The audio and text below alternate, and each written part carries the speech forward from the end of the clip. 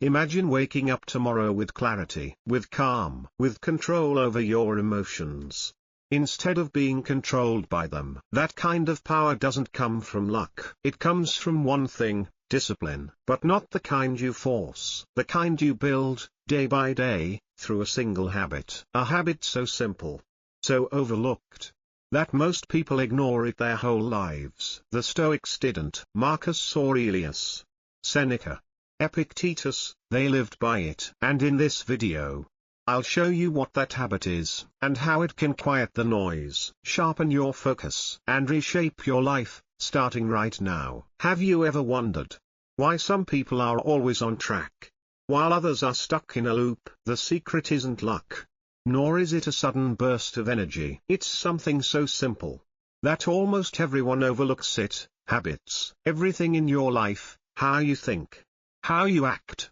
and the results you produce, is rooted in habits.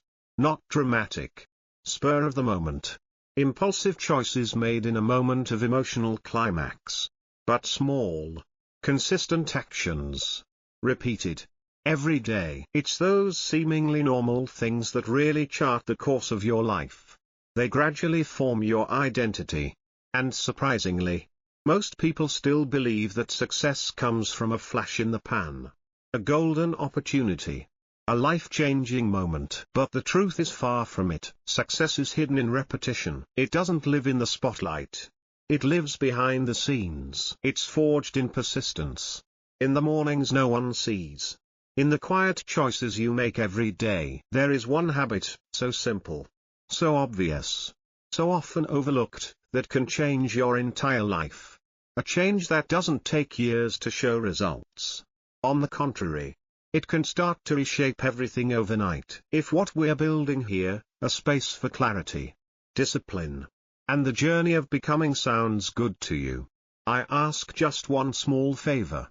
And it's completely free: hit the subscribe button. It will not only help spread this message to as many people as possible, but it will also help sustain a community of people who choose to live intentionally. Because that's what Stoicism is all about: taking back control.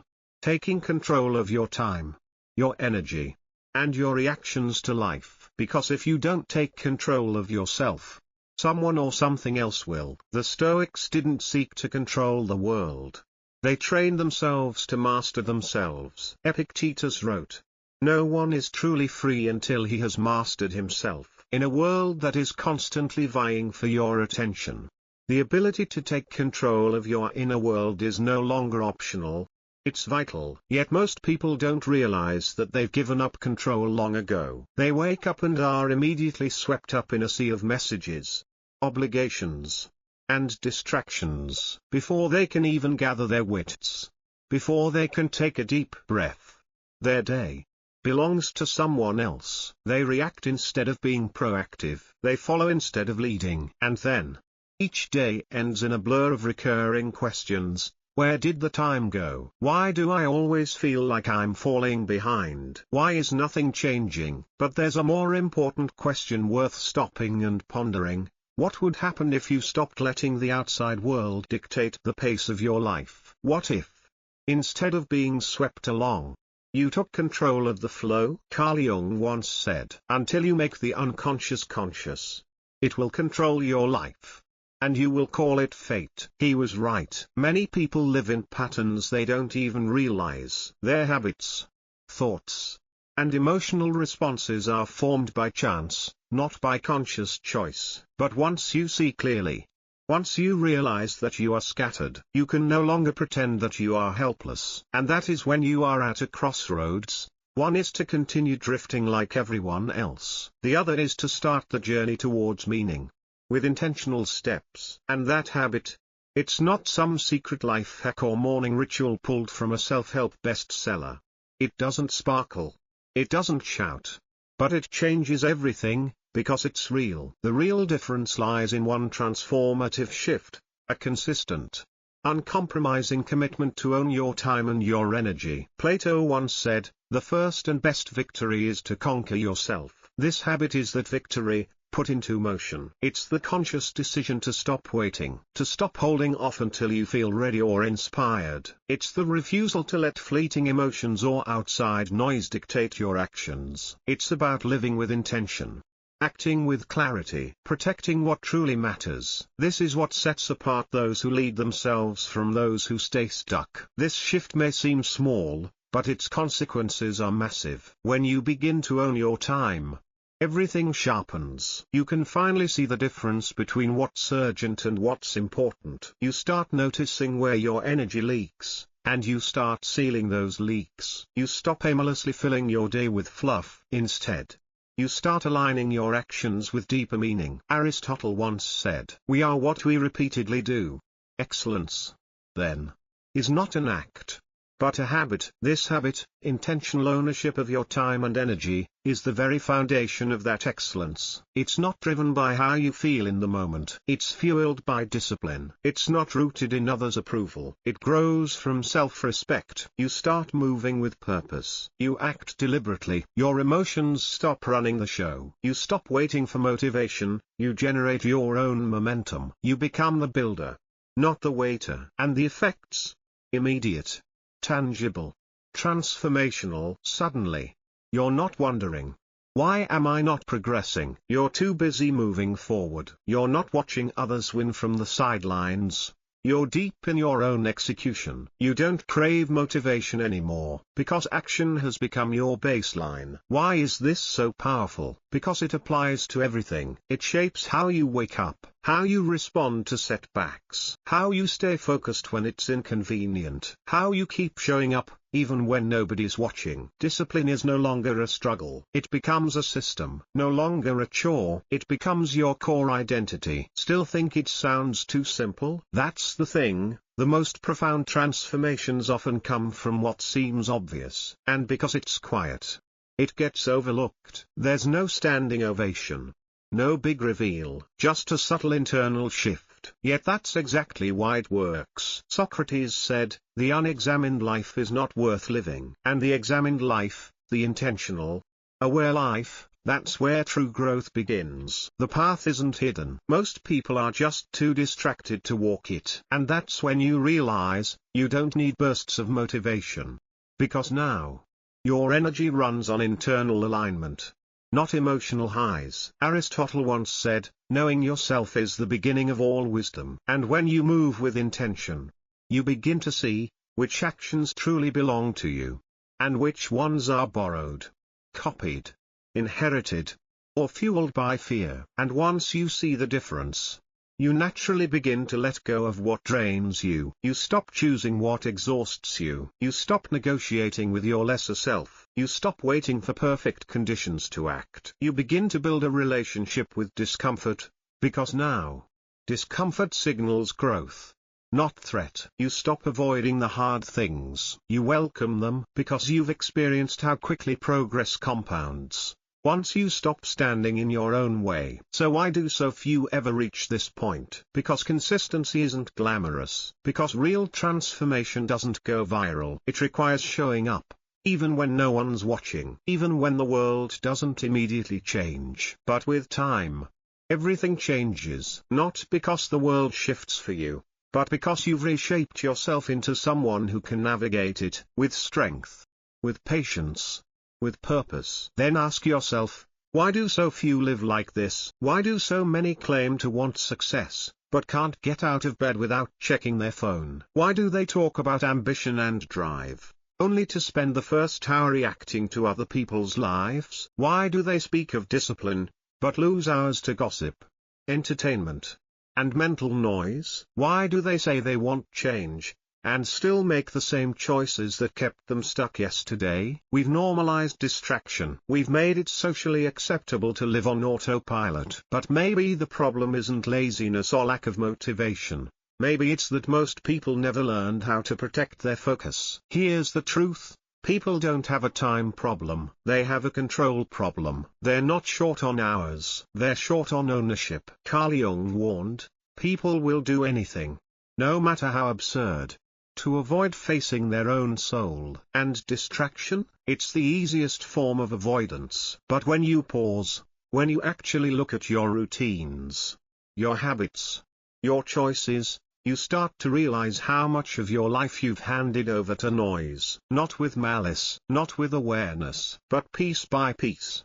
Day by day. You gave your time to emotion, convenience, and expectation. What's left often isn't yours, it's just what's left over. But once you see it, you can't unsee it. You start reclaiming your direction. You stop outsourcing your attention. You quietly, powerfully decide, your hours belong to you. And in that moment, you begin to rise. No more drifting. No more waking up with no mission. No more letting the first headline shape your entire mood. You get up. You move. Not based on mood, but on mission. You act, and when you act for your goal, not your mood, you begin to own your day. Because feelings are fleeting, but goals are not. You start treating time like the rare, irreplaceable asset it truly is. Because it is. Plato once said, the beginning is the most important part of the work. And how you begin your day, it sets the tone for everything. You either claim it with clarity, or the world takes it by default. When you make that shift,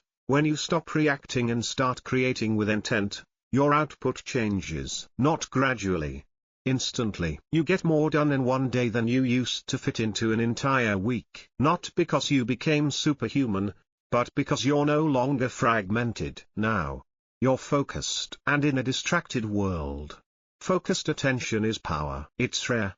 And anything rare becomes incredibly valuable. You stop multitasking your life away. You stop trying to do everything. And instead, you do the right things. Deeply. Consistently. Without compromise. Socrates once said, beware the barrenness of a busy life. And that's the danger most people face. Not failure from laziness, but failure from unexamined busyness. Once you realize that productivity isn't about speed, but about direction, everything changes. So ask yourself, are you operating from intention or reaction? Because how you answer that will quietly shape each day you live, and eventually define the future you're building. It's not a small question, it's the question. But most people never stop long enough to ask it. They just keep going. But going where? Running fast means nothing if you're just running in circles. Aristotle said, all men by nature desire to know. But true knowing starts with knowing yourself, your patterns, your tendencies, your defaults. The winners? They've made the shift. They know that discipline beats motivation every time. Because motivation is unpredictable. It's a fair weather friend. It shows up when it's easy, when it feels good. But when the alarm rings early, when the work is heavy, when there's no applause, discipline is what shows up. The ones who rise act, especially when they don't feel like it. Because they've trained their minds to serve their mission, not their momentary mood. And isn't that what real strength is? Not just force, but direction. Not emotionless, but governed. Discipline makes you face yourself. It strips away noise, excuses, rationalizations, and what remains is clarity. You either did what you said, or you didn't. There's no hiding from that. The biggest mistake, thinking motivation is the trigger. It's not. Action is. Action comes first. It precedes the spark. Waiting for motivation is like standing in the dark and hoping the sun rises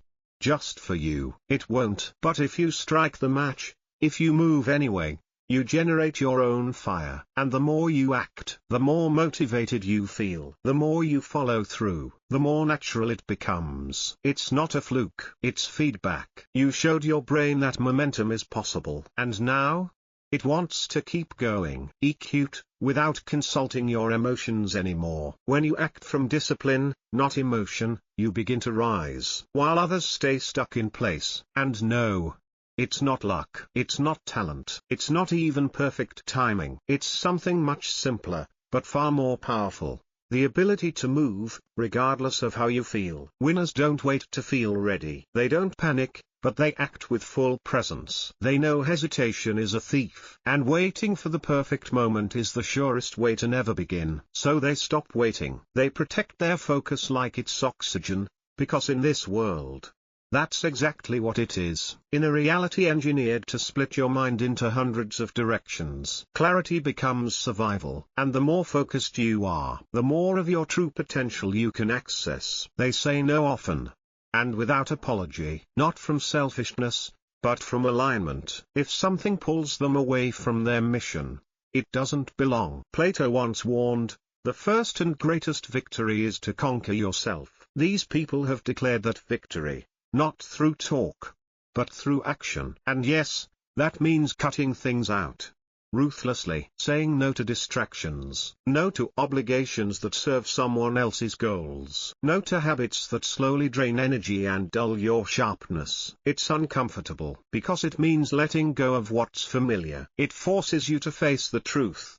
Some of the things taking up your time aren't building your future. They're just filling space. But that discomfort, it's necessary, because nothing new can grow in a life that refuses to let the old die. That's what most people won't do. They chase structure, but avoid sacrifice. They download every productivity app, believing the solution lies in the latest system. They set resolutions in January, and forget them by March. But they won't make the hard cuts. They won't confront the clutter, not just on their calendars, but in their minds. They won't eliminate the noise. And most of all, they won't take full ownership, because ownership means no one else to blame. No algorithm, no boss, no circumstance, just you. So they stay busy, but never effective. Their calendars are packed, but their results are empty. They check boxes, but never move forward. They're exhausted, not because they've done too much, but because they've done too much of what doesn't matter. They're constantly in motion, but always in circles. Carl Jung once said, hurry is not of the devil. It is the devil. Movement without meaning becomes a form of self-sabotage. But those who rise, they live differently. They walk the same world, but they do it on their own terms. They don't wait for clarity to appear. They create it. They don't need alarms to wake up early. They rise before the world, because they value solitude, stillness, and strategy. They carve out time to think, plan, prepare, not because it's trendy, but because it gives them the edge most people are too distracted to earn. Can you see the difference? The average person lives in reaction. The uncommon person lives with intention. One is driven by what others expect. The other is anchored in what truly matters. Socrates was right. Beware the barrenness of a busy life. A packed schedule means nothing if it's not aligned with your deeper goals. And when you stop reacting, when you begin to deliberately choose what deserves your energy, you begin to notice something. The more you cut through the noise, the more you simplify, the more you subtract, the clearer life becomes. Focus becomes easier, energy becomes sustainable, and results begin to appear. Not because you're trying harder, but because you're finally trying smarter. Your life stops being a constant state of reaction, and starts becoming a deliberate act of creation. The high performers, they guard the first hour of their day like it's sacred. No emails, no headlines, no scrolling, just silence, strategy, and movement. That stillness, the moment before the world begins to pull, isn't a luxury. It's essential. It's where clarity is sharpened, where direction is chosen, where the mind sets the tone. Because the first hour isn't just about what you do. It's about who you become while doing it. It's a statement to yourself, I am in control today. Because how you start is how you finish. If you give away your focus too early, you'll be chasing it the rest of the day. Like water slipping through your fingers, once it's gone, you're left scrambling, trying to recover what wasn't meant to be lost. Carl Jung once said, what you resist not only persists, it grows in size. The more you resist owning your morning, the more life overwhelms you by noon. And suddenly, your day doesn't feel like yours anymore. It feels borrowed, or worse, stolen. But when you lead from the front, when you open your eyes and act like your time is your own, you begin to operate on a level most people never touch. You begin to feel something strange, yet powerful, authority over your own existence. And with that, something shifts. Decisions become crisper. Emotions settle. Distractions lose their grip. Why? Because you began your day in command. And everything else aligns behind that energy. You stop leaking energy, Not dramatically, but quietly. It's where clarity is sharpened, where direction is chosen, where the mind sets the tone. Because the first hour isn't just about what you do, it's about who you become while doing it. It's a statement to yourself: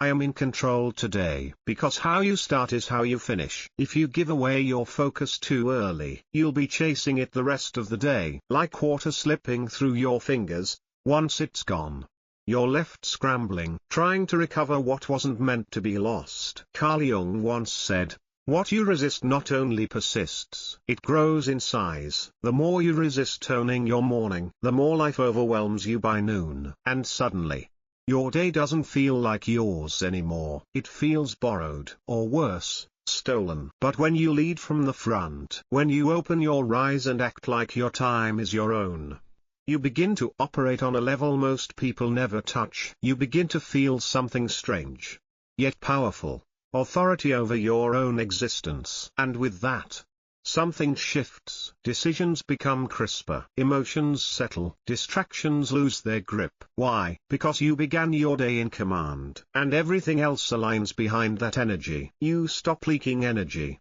Not dramatically, but quietly. You say no more easily. You scroll less, because you're already engaged in something meaningful. You stop negotiating with excuses, because there's no longer space for them in your calendar. You don't need to find time anymore, because you've already claimed it. Socrates once said, "The secret of change is to focus all of your energy not on fighting the old, but on building the new." And that's exactly what this morning space gives you. It becomes a daily ritual, a practice of internal building, deliberate and free of distraction. You stop entertaining anything that doesn't move you forward, not from arrogance, but from alignment. You realize, time spent on things that don't nourish your goals is time spent delaying them. So you prune, you cut, you walk away from draining conversations, you decline invitations that pull you off course. And you even learn how to silence your own doubts, not by ignoring your mind, but by training it to listen to something deeper: purpose. When you begin your day with clarity, intention, and control, you're not just building a better morning, you're raising the standard for the rest of your life. And the speed of your progress, it explodes. Not gradually, not hesitantly. Suddenly, you begin to understand something powerful. Growth doesn't have to crawl. It accelerates the moment you remove the friction. All the time you used to lose, to doubt, to overthinking, to meaningless obligations, it gets reclaimed. And with that time comes clarity. With clarity comes action. And once action becomes consistent, the results arrive faster than you ever thought possible. What used to take weeks now takes days. Why? Because there's nothing pulling you off course anymore. No endless interruptions eating at your momentum. No drifting thoughts or scattered intentions. No time wasted justifying procrastination to yourself. Just you and your mission. Unfiltered, undistracted, fully alive. Carl Jung said, "Who looks outside dreams. Who looks inside awakens." And that awakening, it happens when you eliminate everything that puts you back to sleep. You stop starting over. You stop falling into the trap of start-stop progress. You stop wasting energy trying to reclaim what distractions stole. Instead, you begin to move, consistently, steadily. And suddenly, you're doing more than ever before. But you feel lighter doing it. Not because it's easy, but because it's aligned. And here's what most people forget: momentum is real. It's not just a concept. It's a psychological force. It compounds. It builds on itself. And once you have it, you become almost immune to hesitation. But you won't get there if you keep stopping every time you don't feel like moving. You won't build anything meaningful. If your effort depends on whether today feels right, you won't change your life. If you keep pausing your progress for every distraction that promises something easy, you won't keep your momentum. If you keep surrendering to comfort, Plato once said, "The measure of a man is what he does with power." And in this case, power begins with consistency. The ability to keep showing up, to keep moving forward, even when no one is watching, even when no one is clapping. Especially then, if you keep letting distractions in, if you keep giving up control, you rob yourself of your own momentum. Every scroll, every "I'll do it later," every moment you let yourself drift, it adds up, not just in time lost, but in identity lost. The cost isn't just productivity, it's potential. You want change? Prove it. Not to others, but to yourself, to the part of you that's tired of talking, and ready to act. Protect your time like your life depends on it, because it does. Not in a vague, philosophical way, but in a real, practical, urgent way. Time is your most non-renewable resource. Once it's gone, it doesn't come back. Every second you waste is a second you will never get back. Every yes to something meaningless is a quiet no to your own potential. So, stop waiting, stop hesitating, stop hoping that something external will push you, because nothing is coming to save you. No breakthrough, no miracle, no perfect timing. No one's going to show up and hand you discipline, clarity, or purpose. That has to come from within. Until you realize that, you'll keep giving your power away. You'll keep searching for solutions that were never outside of you. But everything can change, radically, immediately, if you make one decision. You are in control. Not your phone, not your feelings, not your past, not your impulses, not your distractions. You, with your awareness, with your power to choose, with your ability to transform. Carl Jung once said, "I am not what happened to me. I am what I choose to become." That's not just a quote for reflection. It's a challenge, a call to take responsibility, not just for where you are, but for where you're going next. From this moment forward, your time is non-negotiable, not just important, not just valuable, non-negotiable. You protect it, like a philosopher guards wisdom, because without it, everything else slips. Your energy is sacred. It's not meant to be drained by things that don't matter. It's meant to be directed, focused, concentrated toward building a life you refuse to compromise on. Your discipline is no longer a tool you use when convenient, it's your edge. When discipline becomes your identity, not just a tool, you stop guarding time and start building a new way of living. Discipline becomes your armor, the line between you and mediocrity. Your actions, every single one, are no longer dictated by comfort or emotion. They are aligned with something higher, who you are becoming. Do you know what happens when you make that shift? You stop surviving and start dominating. Not dominating others, but dominating yourself. Your lower instincts, your distractions, your fears. Socrates believed, "To know thyself is the beginning of wisdom." But wisdom without action is wasted. When you act in accordance with your highest self, you begin to design your days with intention. You start living on purpose, not by accident. And here's the truth, it doesn't take a year to change your life. It doesn't even take a month. It takes a moment where you decide, this ends now. A moment where you refuse to tolerate delay, indecision, distraction. A moment where you stop reacting to life and begin creating it. Can that moment be tonight? Absolutely. Can it be now? Even better, because when you fully embrace the power of one decision, fully lived, fully owned, old excuses begin to fall away. The past no longer matters when the present is lived correctly. And this beginning, it starts with you, right here, right now, choosing not to wait another second. So ask yourself, with honesty and conviction, are you finally ready to take control? Not just for an hour, not just for today, but for your life. Because this choice is not temporary, it's transformative. It's not motivational, it's foundational. Once you commit, once you say, this is mine now, your focus changes, your habits change, your results change, slowly. Then suddenly, you change. Because once you take control, truly take control, everything changes. Your world sharpens. Your direction clarifies. You stop asking for permission. You stop waiting for motivation. You move. You build. You lead. And the life you've been waiting for? It stops waiting too. It meets you at the level of your discipline. You don't need more time. You need more direction. And the moment you choose to lead your life, instead of follow it, You stop chasing. You start claiming, quietly, relentlessly. Every single day. You don't need a massive breakthrough to change your life. You don't need a perfect plan. You just need one habit, repeated with intention, lived with discipline, and anchored in who you want to become. The Stoics didn't wait for motivation. They built themselves from the inside out. One decision. One moment. One practice at a time. So start now. 5 minutes of stillness, 5 minutes of reflection, 5 minutes of choosing clarity over chaos. Because that one small habit, it's not small at all, it's the beginning of everything. And once you master it, your entire life starts to shift, quietly, powerfully, permanently. This is your moment. Don't waste it.